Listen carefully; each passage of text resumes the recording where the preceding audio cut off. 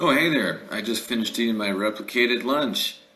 Welcome to day 10, debt-free futures. And who better to guide us towards your future self than some of my favorite future selves, the crew of the Starship Enterprise D. You might know them from the television series Star Trek The Next Generation. And I love everything about this stuff. But we'll check out some other Star Trek as well. Because Star Trek really showed us a future where everything works out. Things go great. Is that going to happen with us? Is our future self going to be the person who's handling money perfectly and developing that business we always planned we were going to do, or doing everything about their lives? What does our future self have to show for itself? Let's find out today. And while we do that, let's also talk about what it's going to take to have a debt-free future. Because I think a great idea for your future self is to have your future self have no more debt, student or otherwise, at some point. That's kind of our goal. Because if you don't owe anybody else anything, you might actually get wealthy at some point. And wealth is not the ultimate goal of life, but it is something that sort of helps the other goals of life often. What resources do we have for studying the future? What guides do we have to predict what's going to happen? Well, obviously, Star Trek, right? So hop aboard and let's go on an adventure today through several episodes, beginning with episode 1, Starfleet Academy Blues. All right, so where are we? We're on Starfleet Academy on Sol 3. You might have heard of it, the third planet from the sun. There's a conflict. In this case, it's you versus your college debt. Starfleet Academy, even though it doesn't have tuition, it is in San Francisco, and it's extremely expensive to live there in the future, even compared to the present.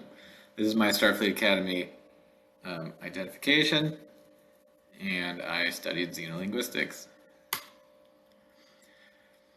What are you going to do? Well, this is a training mission. We're just trying to take stock of our situation here at the Academy, getting ready to graduate, thinking about what's ahead. So this is your training mission. Before you head out into the field, take stock of where you're at.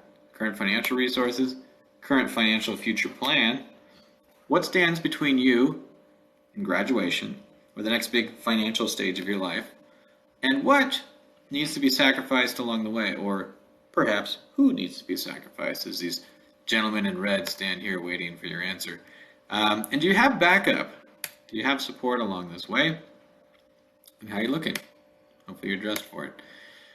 Current student loan debt. Well, if you have student debt, join the club, right? There's good debt and there's bad debt.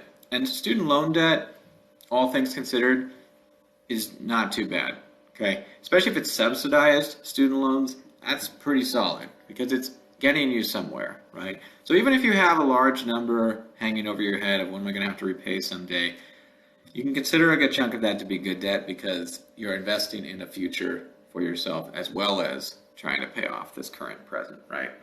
And just keep in mind that people who go to college and finish their degrees tend to be okay. We'll come back to that later. But here's a riddle for you before we go too far. Back in the day when computers were a bit younger, video games still existed, but some of them were fairly basic and they were text adventures like this one. This one was called Zork. And so if you wanted to move around in the world, you would type, left or west, and it would say, okay, now you're here. What do you want to do? And it'd say, look, and it would say, okay, there's a staircase up ahead. And it'd say, oh, take stairs. And say, oh, it's dark up here. It's pitch black. You're likely to be eaten by a grue. That doesn't sound positive. Here's a riddle for you.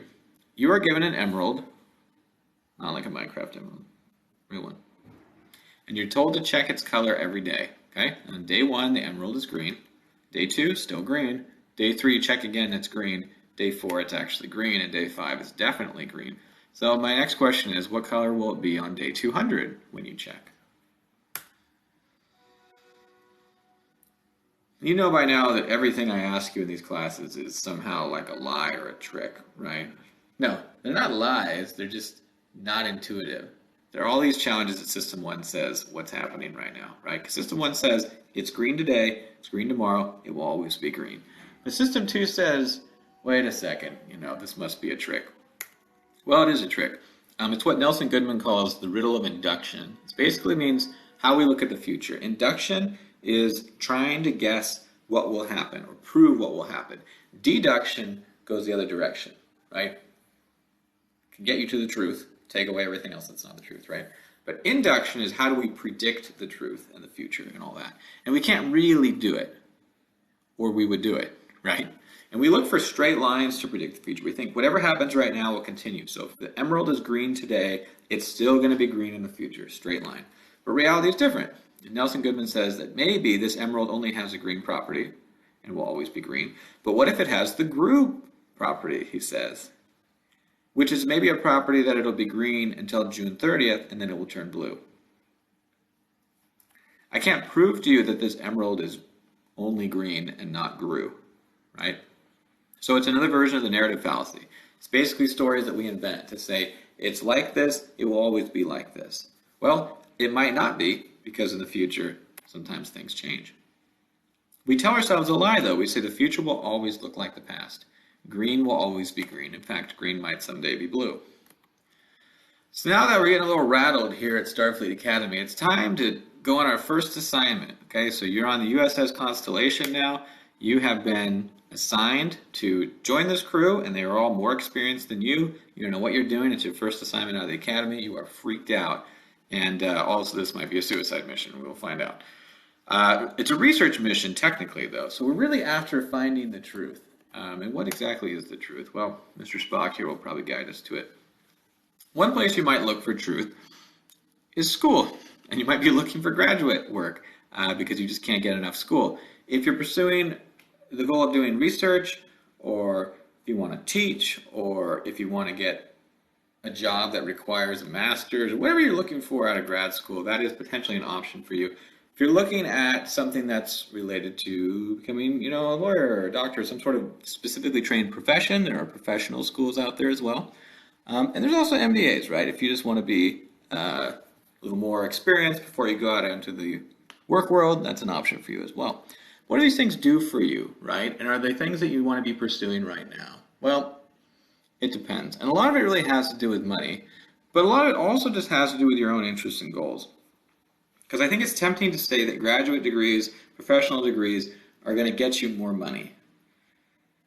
In fact, that's not always the case, right? A bachelor degree almost always, maybe not almost always, but by and large gets you more money over the course of your lifetime than a high school diploma does, right? Kind of makes sense. It requires more training. It also gets you through more doors. But professional and graduate degrees are not as cut and dry. It really depends on the field and how you use it and where you got it and how good you are and all that stuff, right? So not always a guarantee of more money. So is post-baccalaureate education worth it? It depends. And is it worth it right now? It also depends, right? So that's part of your research mission, is deciding what's happening next. And what happens if you do discover more education in your future? Does that mean you're going to have to take out more loans? Potentially. You can still apply for loans and grants for grad work with FAFSA. The difference is you're no longer eligible for those wonderful subsidized loans that we mentioned a little while ago, where the interest is deferred until you actually graduate. So you might get some loans. They will not be those great of rates, and they will not be deferred until you graduate. They will be accumulating interest the entire time that you're living. Also, you'll probably be filing as independent, which could help you tax-wise potentially. You can find out if you're specifically eligible under the studentaid.gov link if you want to go back through these slides and check those out. There are other ways to fund postgraduate work, though. There are unsubsidized loans, right? So I can borrow from lots of places, not as good, but obviously more flexibility there. Direct plus loans, you can go beyond the federal loan caps if you need that. And then there's direct consolidation loans, which allows you to consolidate all your federal loans into one. So that could be nice if you've got a really complex loan situation. Now, if you're going to say, what is the best student loan to take out? Well, ideally, you don't take out student loans, right? But if you have to take out student loans, you're starting with the subsidized federal loans. Those are the best rates you can possibly get and deferred. The only problem is you're not eligible for these after you finish your undergraduate degree. So you got to kiss those goodbye. The next best option is a federal unsubsidized loan. Pretty good rates. Interest begins immediately. You do have to start paying 6 months after graduation. Plus loans, worse rate. Interest begins immediately as well. It's still an option. And then there's private loans, which are the worst of the worst, right? Start of interest is immediate, and start of payments is also immediate. So you're immediately in deep water with those. But if you just need a little bit of money to finish up something like that, it could be worth it.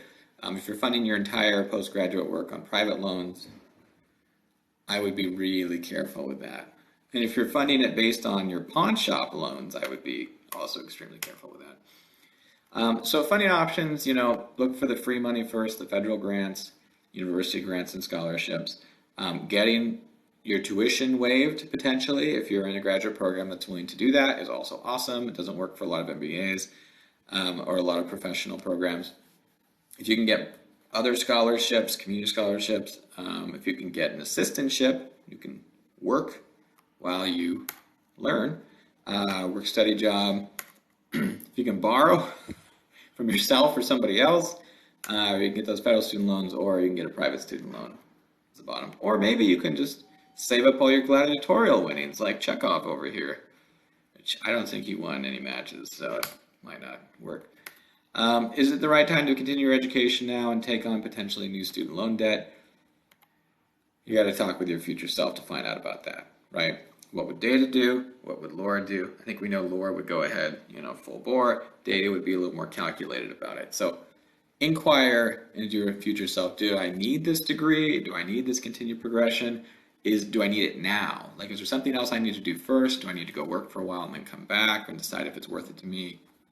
These are all questions you want to ask yourself before you jump into more education. All right, you survived that mission somehow. Episode 3, Web of Promises. This could be like a real book title. So it looks like you graduated to USS Enterprise. Congratulations. Now you're on a real ship. Conflict. Looks like you're trapped in a Tholian web of federal debt repayment. Your mission? Get everybody out of debt. So how are you going to pay off the student loans you might already have? Well, you can't just steal an escape pod because bankruptcy does not erase student debt. You can't just dump it. It doesn't get discharged in bankruptcy. It's like they found the loophole, Feds will use any means necessary to get their gold press latinum back. They're not going to let you off easy. But you do have some payment options, okay? They will work with you, especially depending on your extenuating circumstances. There's a standard plan, which everyone is eligible for, and then there's these other 7 repayment plans, which really complicate things, but could also make your life a little less complicated, depending on how they work out. There's the graduated repayment plan, extended repayment plan, revised pay-as-you-earn, the pay-as-you-earn, the income-based repayment plan, income contingent repayment plan, and the income-sensitive repayment plan for those sensitive folks out there. So what do these look like? Well, I'm going to try to go as quickly as I can through these, but at least you'll get an idea of what they look like. The standard plan, this is just what this is what people normally repay when they have student loans. Everyone's eligible for this. Just means you have a monthly payment, you pay up to 10 years. That's how it can be spread out, right? Or 30 years if it's consolidating loans. But if you're paying your student loans for 30 years, like I want to talk to you about your finances. You're eligible just by having student loans. Everyone can do that, okay? So it's just, this is what they bill you for, basically. They send you a letter, this is what you owe for the next 10 years. Lovely. The next option, though, is the graduated repayment plan. All loans are eligible for this. The monthly payments are a little bit different. They're not that evenly spread out payment over 10 years that the regular plan is. Instead, these are graduated plans. So they start out lower and then they go up over time. So in the beginning, maybe I'm paying $100 a month, and by the end, maybe I'm paying $500 a month, right? And the reason for this is because over the course of your career, it seems likely you'll make more money. However, again, we've talked about this all term, but lifestyle creep is a real thing. As soon as I decide that I'm making more money, it's really easy for me to live up to that number, right? And my expenses go up as well. So you got to be really careful with that.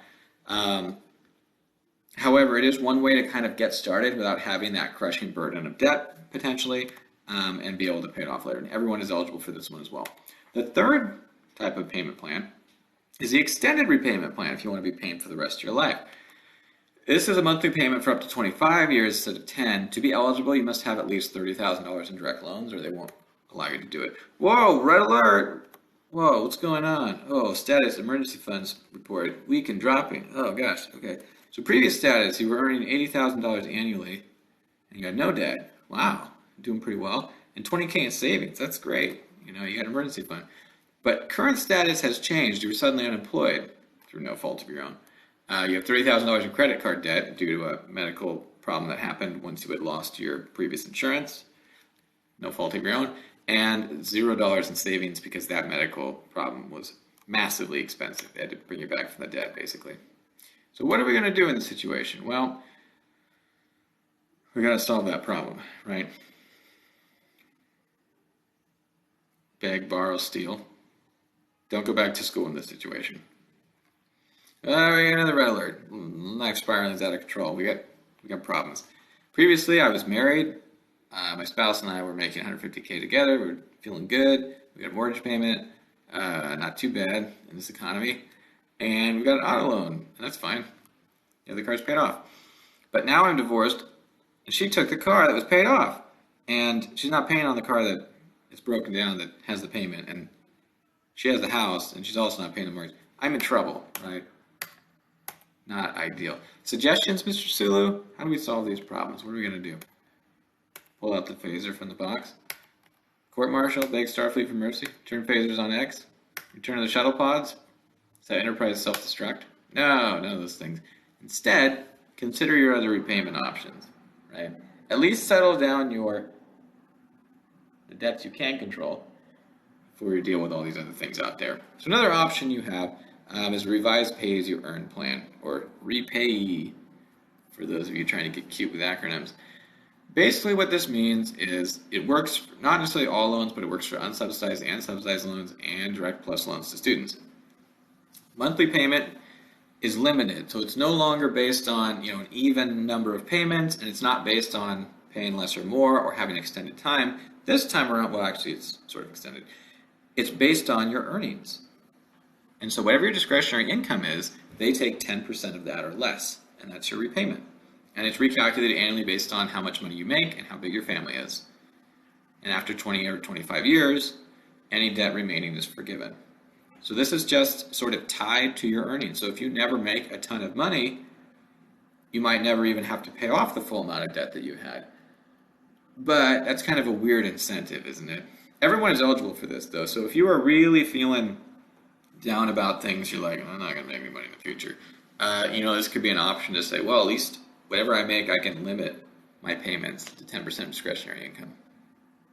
There's also the original pay-as-you-earn plan. It's pretty similar. It's 10%.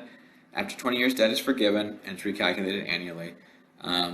It's basically just there if your monthly payment would be lower through this than a 10-year standard plan, right? Otherwise, they would just send you to the standard plan. But again, if you feel like I'm not confident in my income in the future, this could be a way to say, well, okay then, just pay what you earn. Doesn't sound so bad. That almost sounds like a Star Trek thing, sort of utopian, right? Except they don't really have money at all in the future, so presumably education is free. Income-based repayment plan is another option. Same type of loans are eligible. The monthly payment ends up being pretty similar, where it's limited to 10 to 15% of your discretionary income. Could be slightly higher, and it's forgiven after 20 to 25 years, and it's also recalculated annually. The only difference here is that if you're eligible just based on whether or not, again, you get a better payment than you would with the standard. So this is very similar to the PAYE system. Just once again, it looks at what you earn and says we'll take a chunk of that, but you don't have to worry about us needing more money than you actually make, right? The seventh option is the income contingent repayment plan, or ICR. All loans are eligible for this. And it basically does a calculation. It looks at, whichever of these is less is what they give you. 20% of discretionary income. Okay, we're starting to get up there a little bit.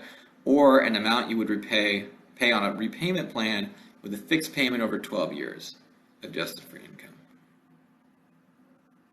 So they would look at the repayment plan first, and say, is this one better or is that one better over 12 years? Again, they recalculate annually, and again, after 25 years, it's forgiven, and they do consider family income as well. So sort of similar, shorter scope, but again, it's tied to your earnings. So if you don't earn that much, you don't pay that much. But if you earn a lot, then you know, you could just do the standard plan, I guess. So it's good if you qualify, in a sense. The income sensitive repayment plan, they really need to rename these because they all sound the same after a while, don't they? Supplies subsidized and unsubsidized loans, but not plus loans. Payment is based on your annual income. Up to 15 years is the payment time. Anyone is eligible for this. The payment varies by lender. So this one just, again, is looking at your annual income, but it's not tied to discretionary income. They're doing it based on the calculation. So it really varies as to whether or not it's good. Oh, but wait, there's more. Here's the fine print. Forgiven student loan debt may be taxable. So even if you get it written off, you still have to pay somehow. Oh, that's lovely. And discretionary income for IBR and PAYE is the difference between the income that you make and 150% of the poverty guideline for your family size and state. So basically that means, I know, if you've got, let's say you're married and you have 2 kids, let's say the poverty guideline for a 4-person family in your state is $40,000 or something. I'm just pulling that out of the air. So they would look at the difference between what you earn. So maybe I earn 50K. Poverty guidance is 40K for family members. I have 4, make 50K. 150% of the poverty is 60K. So they would look at the difference between that 60K and my 50K, and they'd say, wow, you don't have much discretionary income, do you? But ICR calculates differently. It doesn't look at 150%, it just looks at 100%. So it would look like the difference between my 50K I make and the 40K. That's the poverty guideline. But you can look here for more information. There's a standard IRS agent over here. You can see the necklace representing the number of kills they have. Episode 4, Hailing Frequencies Broken. So things didn't go so great on the Enterprise after Q attacked. It was a little rough going for you, so you asked for a transfer, and Captain Picard was happy enough to help you on your way. He never saw much in you, sadly. So now you're on the USS Stargazer, and now you've got a real mentor. Wait a minute, Picard used to fly this ship, didn't he? Or was that the Pegasus? No, Riker was on the Pegasus. Oh yeah, this is Picard's old ship. Okay, weird. So you're still in the shadow of Picard somehow. It's been rebuilt, and you're at Wolf 359, which is of course the site of the Borg attacks on their way to Earth. So sort of like a space cemetery, if you will. A little bit creepy. And it's you versus the private student debtors, which are, it's the Borg, they're returning. Oh gosh, okay. Here's your action. Diplomatic transmission. Transmit your total surrender to all independent debt agencies. Or you could try to negotiate. Get those frequencies open. All right, private student loan agencies are typically a little less flexible than the federal government is about repayment plans. Feds are like, I don't know, here's like 8 repayment plans, even though they're all really similar. Yeah, just figure out what you like. Private agencies are like, this is the repayment plan and you will pay this. Having said that, there are options because in the end, everything is a negotiation, right? Like they want to get their money, and if they think they're more likely to get their money by giving you some options, they'll give you some options. And like Kirk, we don't believe in the no-win situation. When we see a Kobayashi Maru problem in real life, we always know you just break the system. So what does it look like repaying private student debt? Well, again, not every lender is going to have the same thing, okay? But there's 4 options that might show up, and you might see one of these options or 2 of these options or various. But there's immediate repayment, interest-only repayment, partial interest repayment, and full deferment. Find out online based on who is offering you the loan what exactly the terms are of repayment. But the first one is immediate repayment plan. This is what most of them will have as the default. It basically means you're making monthly payments while you're still in school. You got the loan, you're paying it, you're paying it, you're paying it, you're paying it, and then beyond graduation you pay it, pay it, pay it, until eventually it's paid off. The good thing about that is at least it means you're going to be quicker to the payoff, right? Because you're paying down the loan and the interest. The bad thing about that is many people cannot afford to pay on their student loans while they're in school because many people are not actually working enough in school or full-time or whatever while they're in full-time school to be able to pay off the loans they took out to go to full-time school, right? It's kind of a rough situation, to be honest. I think we need to do something better in the future.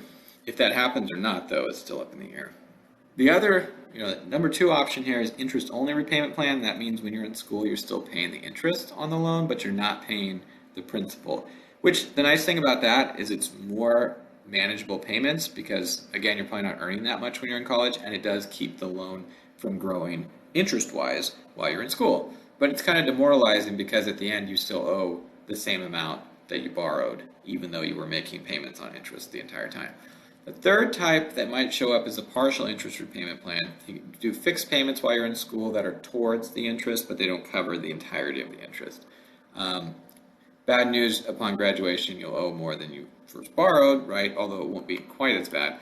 And then there's full deferment, which means you don't pay anything while you're in school, but the loan balance is growing in the background, right? The beauty of the subsidized federal loans is that you don't pay while you're in school and the interest doesn't collect while you're in school, and you don't start repaying until you're 6 months out. A full deferment of a student private loan is the other end of the spectrum, right? You don't have to pay anything now, but it's growing in interest, balance is going up while you're in school, it continues to do so, right? So you don't have to worry about it right now, but that interest is compounding from day one, so it's becoming much bigger by the time you graduate. So your general rule for debt repayment is that the shorter the term, the more you save, right? So if I'm repaying my debt over the course of 5 years, and my debt is in the realm of 13 to 17K, let's say, and I'm making monthly payments around $200, then I'm only paying, 4.5% to 11% interest over the lifetime of that loan, right? Which is a lot of money, but not nearly as much as stretching that over 15 years, where I've got a lower payment, but in the end, I'm going to have paid significantly more in interest. So if you can shorten that loan length, great. Can't always happen, right? Doesn't always happen that way.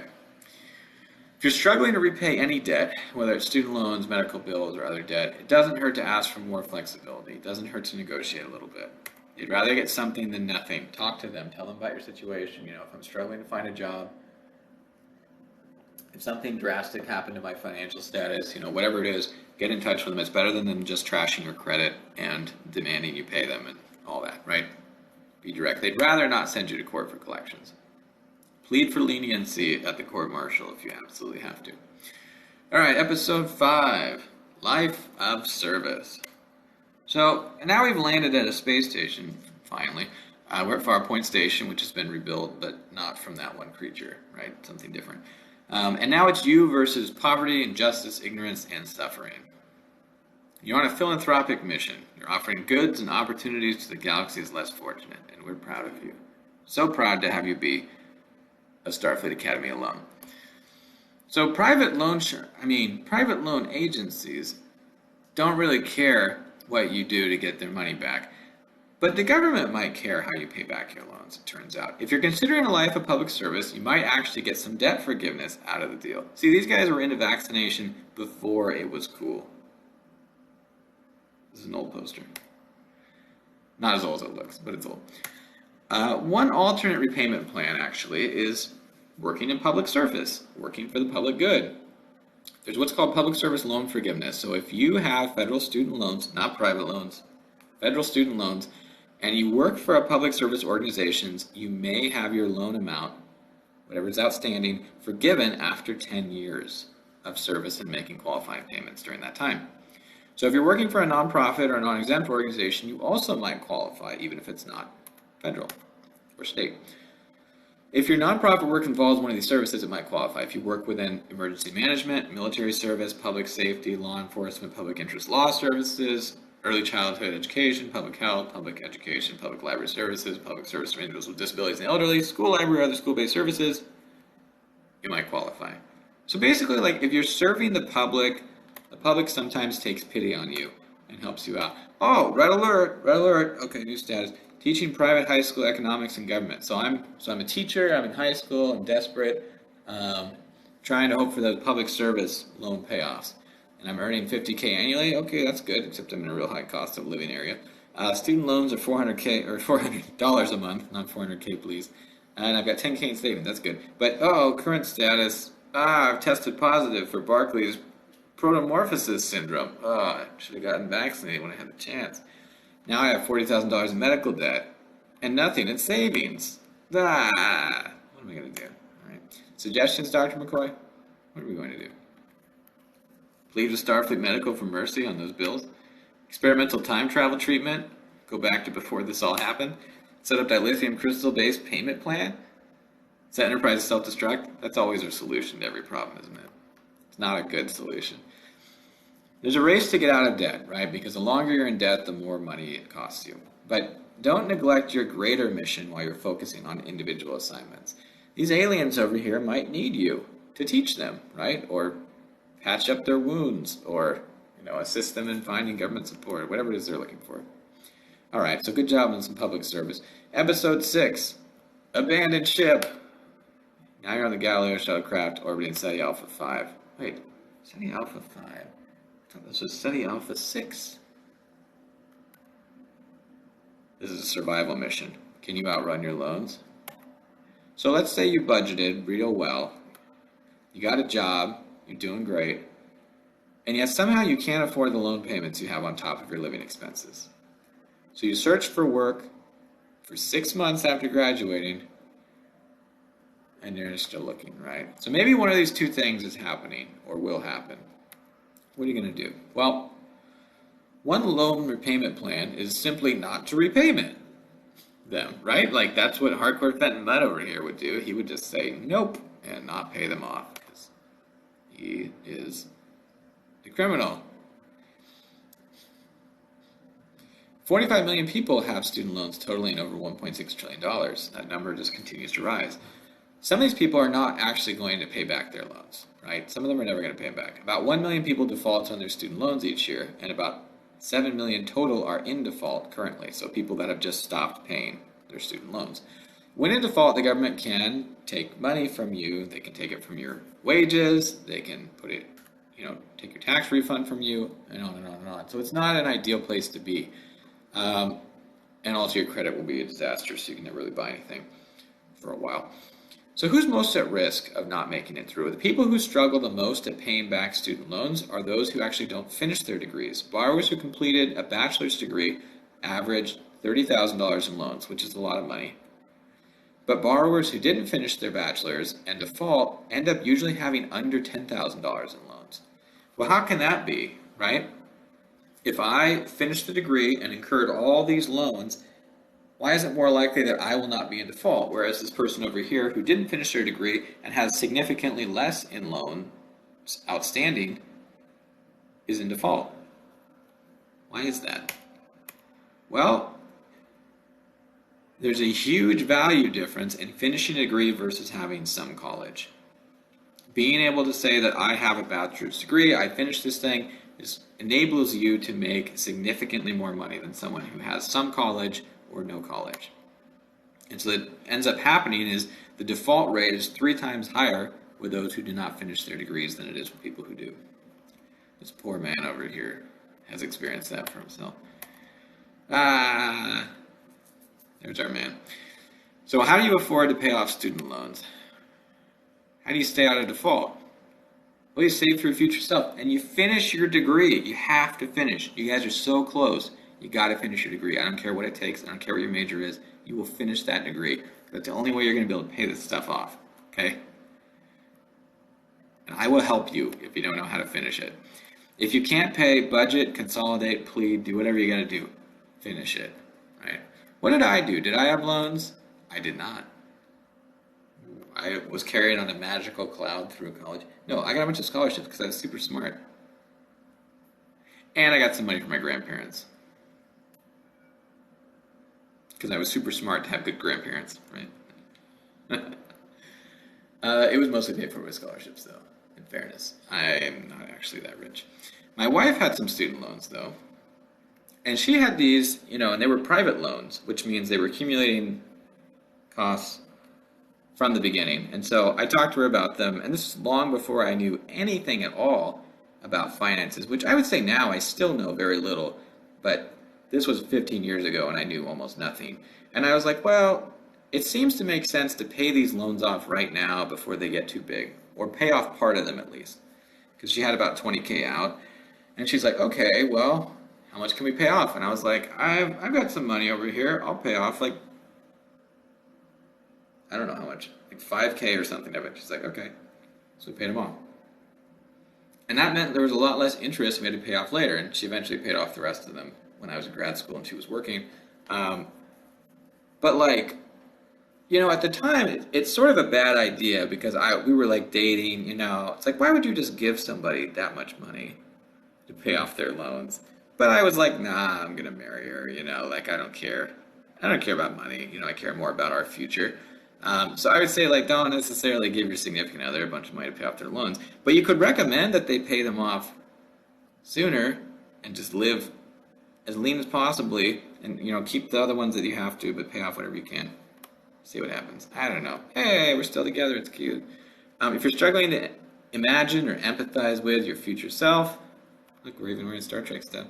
Well, keep in mind your future self might not be all that different from you, right? My future self still likes Star Trek, turns out. Survey time. Which of the following would be more likely to make you complete a training program at work? This is a little different thought here. 1. Would you be more likely to complete this training if you were told by management that the training would make you better at your job?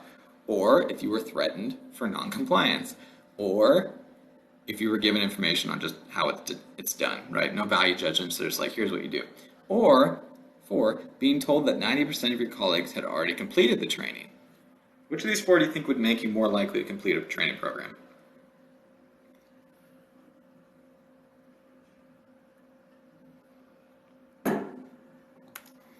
Well, if you're like others, it's the last one. It's just being told that, hey, 90% of people have already done this. You're just like, oh, crap.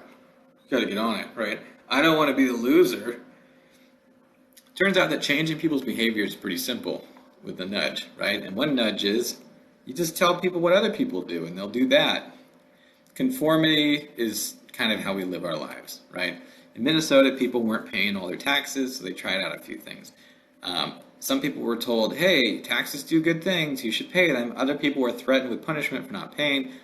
Another group was told, here's how you do it. Maybe you just don't know what you're doing. And the fourth group were told that, hey, 90% of Minnesotans have already fully complied. And the fourth intervention was the only one that actually moved the needle on compliance. When we're told that compliance is high, we're less likely to do a lot of things, like cheat. And we're more likely to do things like vote, or carry a credit card balance from month to month, or pay off our student loans. Social influences are keys to social problems as well as social fixes, though. If you look at the 2008 market crash, Schiller talked about this. He said the social contagion of boom thinking, like thinking the market will always go up, becomes mediated by the common observation of rapidly rising prices. So everybody sees the market going up and they think, oh, it will always go up. Everyone becomes optimistic. We all believe the same things, and you end up with a speculative bubble. So herd behavior works well if you're trying to correct someone's behavior and get them to pay their bills. It doesn't work so well if we're all sort of lying to ourselves about the markets. So be careful with that too. When you get off the enterprise, you're still going to have to figure out your own retirement, right? And if you're jumping on what everybody else is doing all the time without setting system 2 up to think, hey, am I just looking for confirmation bias here? Am I just following the herd? That's not so great. And one place you find a lot of herd behavior is on Reddit. Places like Wall Street Bets, right? The entire thing is a herd. People trying to get rich in the easiest and quickest possible way. And some people make really bad decisions trying to get rich, like this person here who writes, I'm dumb and feel so hopeless. Never sell naked calls. My 100K loss turned into over 600K in minutes with AMC. I'm not even sure how I can recover from this, right? Don't speculate beyond the money that you have, okay? Don't buy things on margin. Don't try to predict the future. Don't believe that everybody else knows what's going on and then gamble your whole future on it, okay? This guy's future self is crying because he lost 600K of money that he didn't have. At the same time, we still need risk, okay? We would never get to our Star Trek future. Video unavailable. It's Kirk's speech, you better watch it. If we quit now, right? So somehow you have to balance that. Don't buy crap on margin. Continue to take risks, okay? And if all else fails, there's always one way out of debt. And everything's unavailable now. Like Michael Scott, you can always declare bankruptcy. Okay, we're done early. That means I want you to go have a break at some point. Take good care of yourselves. Talk to you later. We will meet your future selves once again in 413. So look forward to that. And we'll check in on how the rest of their lives are going beyond graduation. Go out there and watch some Star Trek. It's good for you. It's healthy. Take good care. Bye-bye.